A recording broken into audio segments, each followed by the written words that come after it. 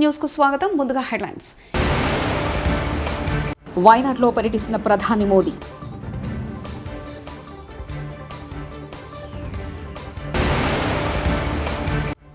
అమెరికాలో మరో యూనివర్సిటీలో సీఎం రేవంత్ ఒప్పందం.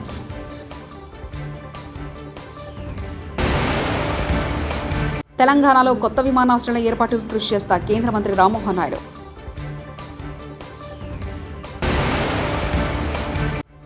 ఆంధ్రప్రదేశ్లో పంచాయతీలకు మంచి రోజులు వచ్చాయి. జనసేన ప్రధాన కార్యదర్శి శ్రీ నాగబాబు.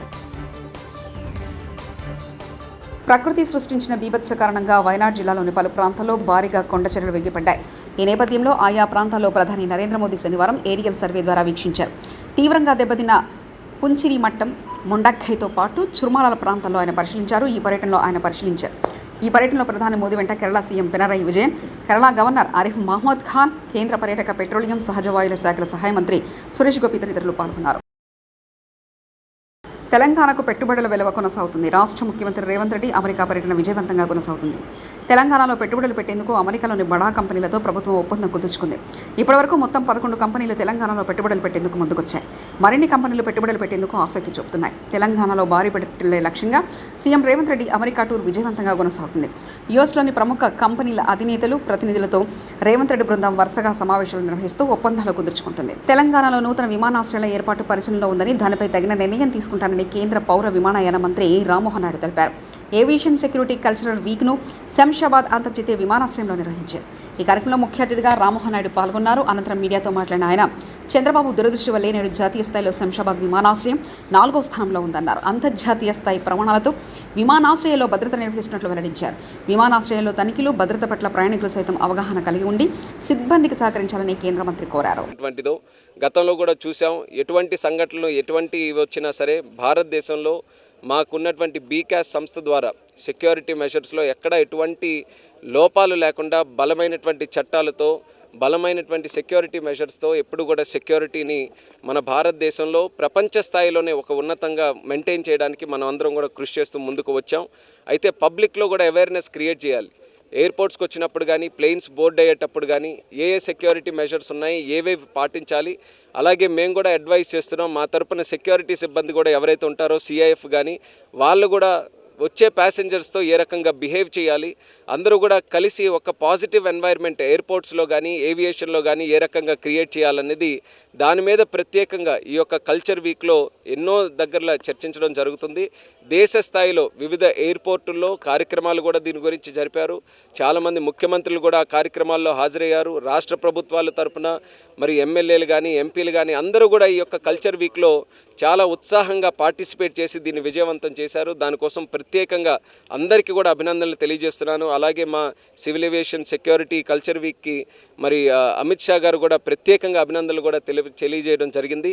మరి ఈ రకంగా వాళ్ళందరికీ కూడా మరొకసారి నా తాలూకా ధన్యవాదాలు తెలియజేసుకుంటూ, మరి నరేంద్ర మోదీ గారు కూడా ఒక పెద్ద కార్యక్రమాన్ని దేశ స్థాయిలో విప్లవంగా ముందుకు నడిపించడం జరుగుతుంది. అది ఏక్ పేడ్ మాకే నామని, మన తల్లి పేరు మీద ఒక చెట్టుని నాటేటటువంటి కార్యక్రమం నరేంద్ర మోదీ గారు ప్రారంభించి సెప్టెంబర్లోగా 80 కోట్ల ట్రీస్ని ప్లాన్ చేయాలి, చెట్లు నాటాలని చెప్పి ఆయన కూడా ఒక సంకల్పంతో ముందుకు వచ్చారు. సో దేశ ప్రజలందరికీ కూడా మరి ప్రధానమంత్రి గారి తరపున, కేంద్ర ప్రభుత్వం తరపున నేను కోరుతున్నాను, చెట్టు నాటడం కంటే మరి మంచి కార్యక్రమం ఇంకేది కూడా ఉండదు. కాబట్టి ప్రతి ఒక్కరూ కూడా తల్లి మీద ఉన్నటువంటి ప్రేమని, ఒక మంచి సందర్భాన్ని మీరందరూ కూడా ఎంచుకొని ఒక మంచి చెట్టుని నాటి సమాజంలో మన తాలూకా భూమిని కూడా మంచి వాతావరణం క్రియేట్ చేయడానికి మీరందరూ కూడా సహకరించాలని కూడా ఈ సందర్భంగా తెలియజేసుకుంటున్నాను.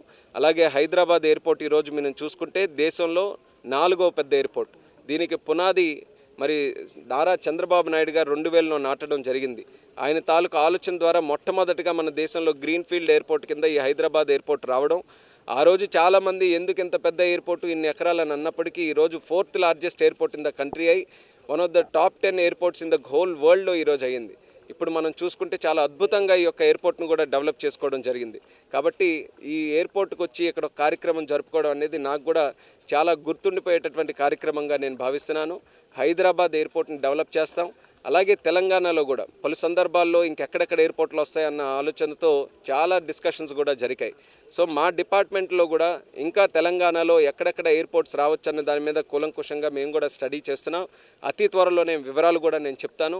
ఖచ్చితంగా నా తాలూకా ఇంటెన్షన్ కూడా ఈరోజు తెలుగు రాష్ట్రాల్లో ఎయిర్పోర్ట్స్ తాలూకా యాక్టివిటీని ఇంప్రూవ్ చేయాలని నేను బలంగా ప్రగాఢంగా దాని వెనక విశ్వాసంతో ముందుకు నడుస్తున్నాను. కాబట్టి తెలంగాణలో కూడా అదనంగా ఎయిర్పోర్ట్స్ని తయారు చేయడానికి నా వంతుగా పూర్తి శాతం కృషి చేస్తాను. అందరూ కూడా దానికి సహకరించాలని కోరుతున్నాను. కేటీఆర్ను రేవంత్ రెడ్డి జైల్లో వేస్తారనే నమ్మకం ఉంది. కేటీఆర్ చేసిన అరాచకాలు, అవినీతి అందరికీ తెలుసు. నాతో సహా బీజేపీ కార్యకర్తలను కేటీఆర్ హింసించి జైల్లో వేసిన తీరును ఎవరు మర్చిపోరు. రేవంత్పై నమ్మకం పోయిన రోజు నుంచి కాంగ్రెస్తో జరగబోయేది యుద్ధమే. కాంగ్రెస్ బీఆర్ఎస్ ఒకటైనా బీజేపీ తాటికి తట్టుకోలేనంతగా యుద్ధం చేస్తా అంటూ కేంద్ర మంత్రి బండి సంజయ్ సంచలన వ్యాఖ్యలు చేశారు. పంచాయతీలు, సర్పంచుల వ్యవస్థ బలోపేతానికి కూటమి ప్రభుత్వం కట్టుబడి ఉందంటూ పవన్ కళ్యాణ్ తెలిపారు. అధికారంలోకి వచ్చి దాదాపు 60 రోజులు కావస్తుంది. నేను పంచాయతీరాజ్ శాఖ, అటవీ శాఖ బాధ్యతలు స్వీకరించిన తర్వాత పంచాయతీ శాఖకు సంబంధించి చాలా రివ్యూలు చేశాం. రూరల్ వాటర్ సప్లై, రోడ్లకు సంబంధించి చాలా రిపోర్ట్స్లో తెలియజేస్తూనే వచ్చాను. ఏ స్థాయిలో నిధులు సరిగ్గా పంపిణీ జరగలేదు, వచ్చినా దాని దుర్వినియోగం జరిగినాయి. ఈ పరిస్థితుల్లో కూటమి ప్రభుత్వం చాలా చిత్తశుద్ధితోటి ఈ పంచాయతీరాజ్ వ్యవస్థని బలోపేతం చేయాలి అని చెప్పి చాలా బలమైన నిర్ణయం తీసుకున్నాం. దాంట్లో భాగంగానే 3 కీలకమైన నిర్ణయాలు తీసుకున్నాం. ఒకటి, ఆగస్టు 15 ఈ జెండా పండుగకి సంబంధించి. 2, మనకి జాతీయ ఉపాధి హామీ పథకానికి సంబంధించి ఒకటే రోజున 13,326 పంచాయతీల్లో గ్రామసభ తీర్మానాలు జరగాలి. ఆ దిశగా అడుగులు వేస్తూ ఉన్నాం. ఈ గ్రామసభ తీర్మానం అంటే ఏంటంటే, జాతీయ ఉపాధి హామీ పథకం ద్వారా వచ్చే కేటాయించిన పనులకు కానీ నిధులకు కానీ ఆ ప్రజాప్రతినిధులు, ఆ ఎమ్మెల్యేలు కానీ, గ్రామ సర్పంచులు కానీ, పంచాయతీ సర్పంచులు కానీ, ఆ పంచాయతీలో ఉన్న ప్రజలు కూడా అందరూ ఏకగ్రీవంగా అంటే ఏ పనులు జరగాలి, జాతీయ ఉపాధి హామీ పథకానికి సంబంధించిన ఆ పనులకి మన గ్రామాల్లో ఏ పనులు జరగాలి, ఏ పనులకి ఆ నిధులు కేటాయించాలి, ఈ దృష్టిలో గ్రామసభ తీర్మానం జరుగుతుంది. విడివిడిగా కాకుండా ఒకటే రోజున 13,326 పంచాయతీల్లో ఒకటే రోజున గ్రామసభ తీర్మానాలు జరగాలని కీలకంగా ఆదేశించడం అయినది. ఆ విధంగా ముందు ఒకటి చేస్తూ ఉన్నాం. రెండవది, జల్ జీవన్ మిషన్. అంటే ప్రతి ఇంటికి కుళాయి అనేది ప్రధానమంత్రి గారి ఆకాంక్ష, ఆశయం.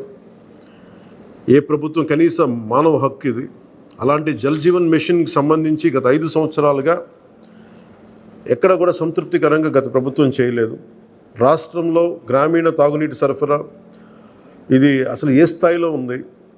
ఉదాహరణకి జల్ జీవన్ మిషన్ కింద ఒక దాదాపు 27,000 కోట్లు ఖర్చు చేయాల్సి వస్తే గత ప్రభుత్వం 4,000 కోట్లే ఖర్చు చేస్తుంది.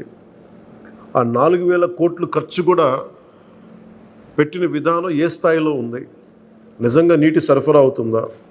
ఉదాహరణకి చాలామంది ఎమ్మెల్యేలు అందరూ కూడా నా దృష్టికి తీసుకొచ్చిందా కూడా నాకు వాళ్ళు ఇచ్చే ఈ పిటిషన్స్ కానీ ఇవన్నీ కూడా ఏం తెలియజేస్తున్నాయంటే, పంచాయతీల్లో కానీ గ్రామాల్లో కానీ జేజే మిషన్ కింద పైప్ లైన్లు వేశారు, కానీ దానికి ఆ నీటి సరఫరా ఉండే ఇది లేదు, దానికి వాటర్ సోర్స్ లేకుండా పైప్ వేసి వెళ్ళిపోయారు.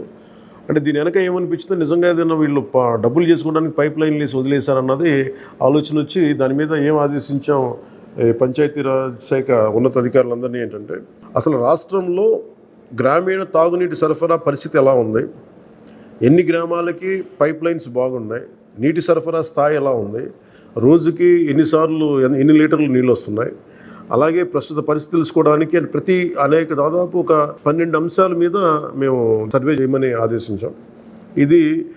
దీన్ని పల్స్ సర్వేగా మీ దృష్టికి తీసుకొస్తున్నాం. ఇది పల్స్ సర్వే చేపడుతున్నాం. దీంట్లో వచ్చిన డేటా ఆధారంగా జల్ జీవన్ మిషన్ని కూటమి ప్రభుత్వ ఆధ్వర్యంలో అత్యంత పకడ్బందీగా ప్రణాళిక రచన చేయడానికి ఈ సర్వే నిర్వహిస్తున్నాం.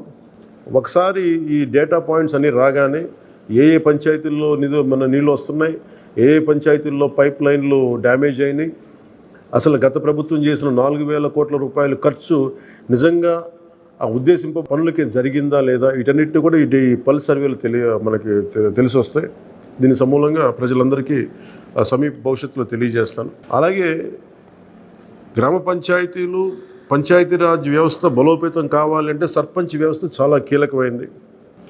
గత ప్రభుత్వం పంచాయతీ ఎన్నికలు సరిగ్గా నిర్వహించలేకపోవడం వల్ల మనకు నిధులు రాలేకపోయినాయి. చాలాసార్లు మేము అధికారంలోకి రాకముందు పంచాయతీ మనకి సర్పంచ్లందరూ మా దృష్టికి తీసుకొచ్చింది ఏంటంటే కనీసం మాకు బ్లీచింగ్ పౌడర్ కూడా మాకు కొనుక్కునే డబ్బులు లేవు మా దగ్గర. వాళ్ళ అకౌంట్లో పడ్డా కానీ డబ్బులు. మండలానికి ఇద్దరిని పంపండి, ఏవైనా కేసులు అయితే నేను చూసుకుంటా. ఒకవేళ మీకు చేత కాకపోతే చెప్పండి, నేను మనుషుల్ని పంపిస్తా. ఇది ఓ పబ్లిక్ మీటింగ్లో కార్యకర్తలను ఉద్దేశించి శ్రీశైలం ఎమ్మెల్యే బుడ్డా రాజశేఖర రెడ్డి మాట్లాడిన మాటలు. ఆ హామీతో రెచ్చిపోయిన టీడీపీ గుండాలు నంద్యాలలో వైఎస్ఆర్సీపీ కార్యకర్త సుబ్బారాయుడిని అత్యంత కిరాతకంగా హత్య. ఇలా మీ ఎమ్మెల్యేలు రెచ్చగొట్టే మాటలతో సమాజానికి ఏం మెసేజ్ ఇద్దామని చంద్రబాబు పట్టుకొని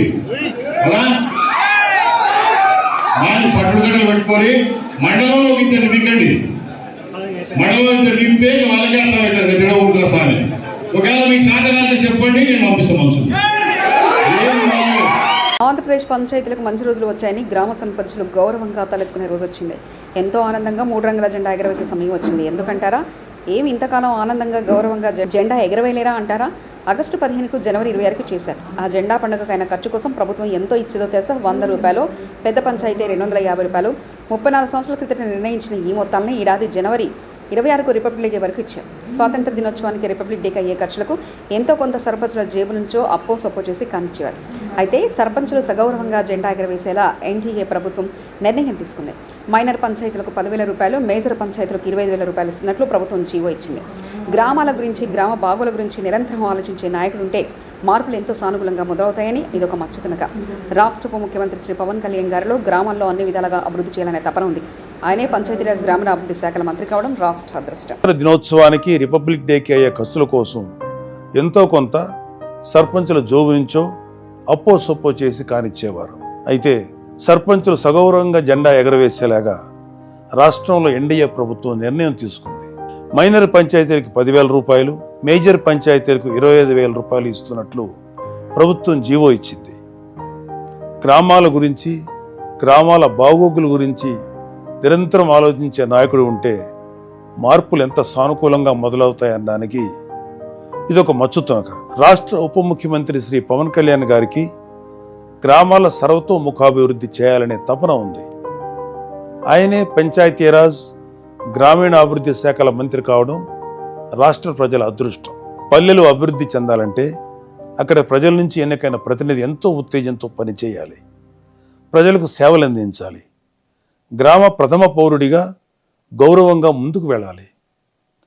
పంచాయతీలు అతనికి గౌరవాన్ని సూచించే వేడుకల్లో ప్రధానమైనవి స్వాతంత్ర దినోత్సవం, రిపబ్లిక్ డే. గ్రామాలకి ప్రథమ పౌరుడు సర్పంచ్ చేతుల మీదుగానే జెండా పండుగ నడుస్తుంది. ఆ వేడుక చేసేటప్పుడు అతను ఏ దశలోనూ ఇబ్బంది పడకూడదు. ఊరంతా ఆ వేడుకలో భాగమై మన మువ్వన్నెల జెండాకు వందనం చేయాలని శ్రీ పవన్ కళ్యాణ్ గారు భావించారు. కొద్ది రోజుల కిందట సర్పంచులు రాష్ట్ర ఉప ముఖ్యమంత్రి గారిని కలిశారు. ఆ సందర్భంలో వచ్చిన ప్రస్తావనే పంచాయతీల్లో ఆగస్టు 15, జనవరి 26 వేడుకల నిర్వహణ. ఈ వేడుకల కోసం తమకు ఇచ్చే మొత్తాలు ఎంత తక్కువ వారు చెప్పారు. తక్షణమే అధికారులతో మాట్లాడి వివరాలు పరిశీలించారు. 34 ఏళ్ల నాడు నిర్ణయించిన మొత్తాలను ఇవ్వడం భావ్యం కాదని భావించి ఇప్పటి అవసరాలకు అనుగుణంగా 10,000, 25,000 ఇవ్వాలని నిర్ణయం తీసుకున్నారు. శ్రీ పవన్ కళ్యాణ్ గారు తీసుకున్న ఈ నిర్ణయం సహేతుకమైనది. పల్లెల్లో నేటి తరానికి, రేపటి పౌరులకు స్వాతంత్ర దినోత్సవ ప్రాధాన్యం, విశిష్టత తెలియాలంటే 15 ఆగస్టు పండగకు ముందు నుంచే గ్రామాల్లో, అక్కడ పాఠశాలల్లో ఒక ఉత్సవ ఏర్పాట్ల హంగామా ఉండాలి. అందుకోసమే విద్యార్థులకు వ్యాసరచన, క్విజ్, డిబేట్ లాంటి పోటీలు, ఆటల పోటీలను పంచాయతీల ఆధ్వర్యంలో చేపట్టమని చెప్పారు. ఇలా చేయడం ద్వారా విద్యార్థుల్లో ఆరోగ్యకరమైన పోటీతత్వం, మన దేశం కోసం పోరాడిన స్వాతంత్ర సమరయోధుల త్యాగాలు తెలుస్తాయి. అలాగే పంచాయతీల ఆధ్వర్యంలో ఈ పోటీలు నడుస్తున్నాయంటే వాళ్ళకి స్థానిక సంస్థలు అంటే ఏంటి, పంచాయతీలు ఎలా ఉంటాయో తెలుసుకోవాలనే కుతూహలం మొదలవుతుంది. క్రమంగా వాళ్ళకి వయనాడ్లో పర్యటిస్తున్న ప్రధాని మోదీ.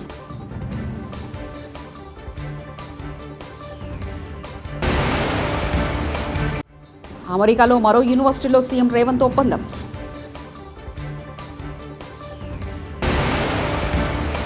తెలంగాణలో కొత్త విమానాశ్రయాల ఏర్పాటుకు కృషి చేస్తా కేంద్ర మంత్రి రామ్మోహన్ నాయుడు.